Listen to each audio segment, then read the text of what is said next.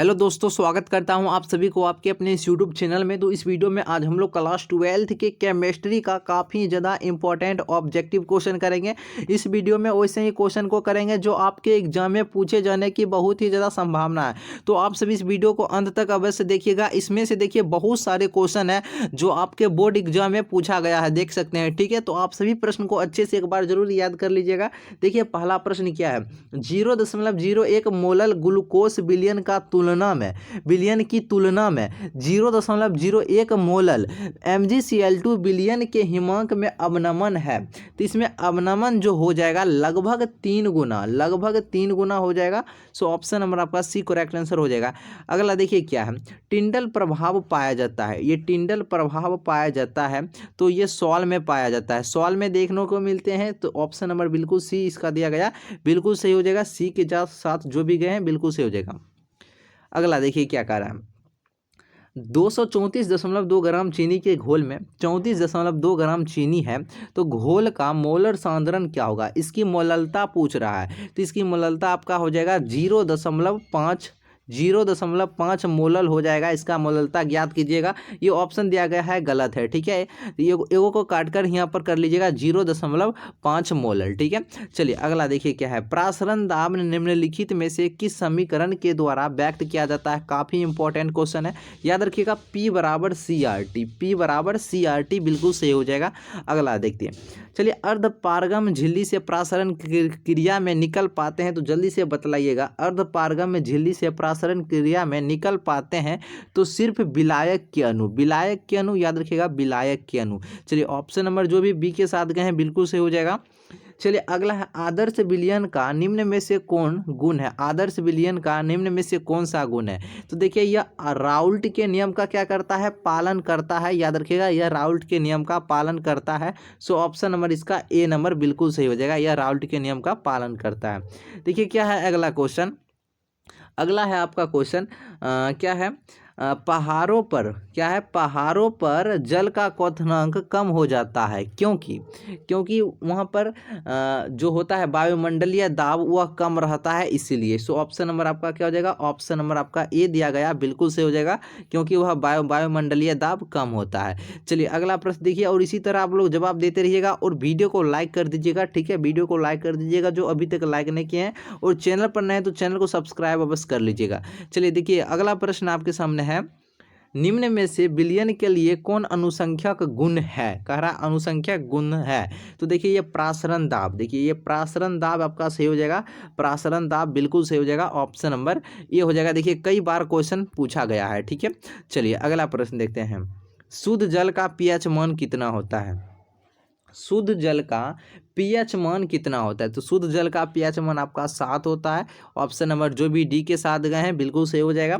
चलिए 10वां नंबर प्रश्न क्या कह रहा है, देख सकते हैं, इनमें से कौन से जलीय घोल की हिमांक बिंदु न्यूनतम है। पूछ रहा है न्यूनतम है, तो देखिए ये 0.01 मोलल NaCl का हो जाएगा, बिल्कुल सही उत्तर ऑप्शन नंबर ए। अगला देखिए, मानव रक्त का पीएच मान कितना होता है। मानव रक्त का पीएच मान कितना होता है, सभी को सभी जवाब दीजिए क्या हो जाएगा। मानव रक्त का पीएच मान क्या हो जाएगा, तो मानव रक्त का जो पीएच मान होता है 7.4 होता है।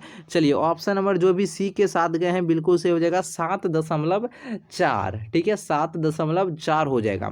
चलिए अगला है, अगला प्रश्न आपका कह रहा है 0.1 मोलल BaNO2 का होल ट्वाइस में घोल का वॉन्ट ऑफ गुणांक 2.74 है, तो विघटन स्तर इसका कितना हो जाएगा। इसका जो विघटन स्तर हो जाएगा 87%। चलिए ऑप्शन नंबर जो भी बी के साथ गए हैं बिल्कुल सही उत्तर हो जाएगा 87%, ठीक है।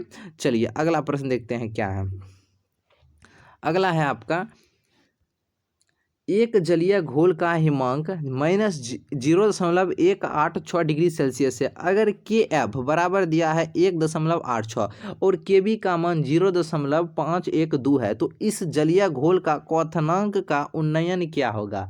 इसके क्वथनांक में उन्नयन हो जाएगा आपका ये 0.0512, ऑप्शन नंबर डी हो जाएगा। चलिए अगला प्रश्न क्या कह रहा है, देख सकते हैं। अगला है आपका, अगर n घुल पदार्थ के मोल की संख्या, ठीक है, तथा कैपिटल N घोलक के मोल की संख्या है, तो घोल के मोल प्रभाज, अब घोल का मोल प्रभाज अब क्या हो जाएगा, तो घोल का जो मोल प्रभाज हो जाएगा स्मॉल n बट्टे capital N plus small n हो जाएगा, ऑप्शन नंबर बी। चलिए ऑप्शन नंबर जो भी बी के साथ गए हैं बिल्कुल सही उत्तर हो जाएगा। अगला देखिए, H3PO4 के 1 मोलल विलयन की नॉर्मलता क्या होगी, इसकी नॉर्मलता हो जाएगा आपका 3, कितना हो जाएगा, 3 नॉर्मलता हो जाएगा। ऑप्शन नंबर आपका क्या हो जाएगा, ऑप्शन नंबर डी हो जाएगा। चलिए, दो द्रवों का एक मिश्रण जो स्थिर संगठन पर उबलता है उसे क्या कहते हैं, उसे कहते हैं उसे कहते हैं एजोट्रॉप, अच्छे से याद रखिएगा, एजोट्रॉप कहते हैं। चलिए अगला प्रश्न देखते हैं। अगला प्रश्न आपका क्या कर रहा है, समुद्र जल का क्या कहा है, समुद्र जल का परिसारिक दाब लगभग कितना होता है, इसका परिसारिक दाब लगभग होता है आपका 30 एटम, कितना होता है, 30 एटम, बिल्कुल सही हो जाएगा, ऑप्शन नंबर ए। अगला देखते हैं, अगला क्या कह रहा है, CaNO3 के होल 2 का वांट ऑफ गुणांक कितना हो जाएगा, इसका वांट ऑफ गुणांक कितना हो जाएगा, इसका हो जाएगा 3, ठीक है, तो 3 जो भी दिए हैं बिल्कुल सही हो जाएगा। और अभी तक लाइक नहीं किए हैं तो प्लीज़ आप सभी लाइक कर दीजिएगा, ठीक है। देखिए क्या है, ग्लूकोज के जलीय विलयन की शक्ति 10% है, इसके 1 ग्राम मोल कितने आयतन में घुले हुए हैं, तो यह हो जाएगा आपका 1.8 लीटर आ जाएगा, ऑप्शन नंबर आपका डी नंबर सही हो जाएगा। अगला, निम्नलिखित में से कौन अनुसंख्यक गुणधर्म नहीं है, तो अनुसंख्यक गुणधर्म आपका कह रहा है नहीं है। देखिए, हिमांक का अवनमन और क्वथनांक का उन्नयन, वाष्प दाब का सापेक्ष अवनमन और प्रकाशीय क्रियाशीलता यह नहीं है, ठीक है, तो ऑप्शन नंबर आपका क्या हो जाएगा, ऑप्शन नंबर सी हो जाएगा। और बाकी बात ये आपका तीनों, ये और ये तीनों आपका अनुसंख्यक गुणधर्म है। और एक होता है प्रासरण दाब, आपका प्रासरण दाब को भी याद रखिएगा, ये प्रकाशीय सक्रियता नहीं हो जाएगा। अगला देखिए क्या है, किसी घोल का प्रासरण दाब का संबंध दिया गया है, देखिए पाई बराबर क्या हो जाएगा, ये हो जाएगा आपका पाई बट्टे सी बराबर ST हो जाएगा, ऑप्शन नंबर डी।